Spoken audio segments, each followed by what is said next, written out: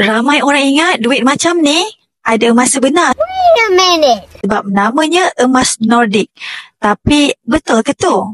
Okey, kolektor, jom kita bongkar fakta. Emas Nordic sebenarnya langsung tak ada emas. Ia cuma campuran tembaga, aluminium, zinc dan timah.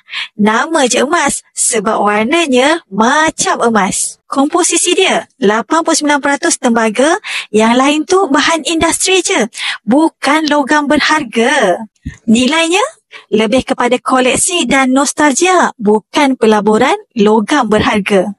Kalau nak lindung nilai sebenar, collectors kena simpan juga emas tulen 999.9.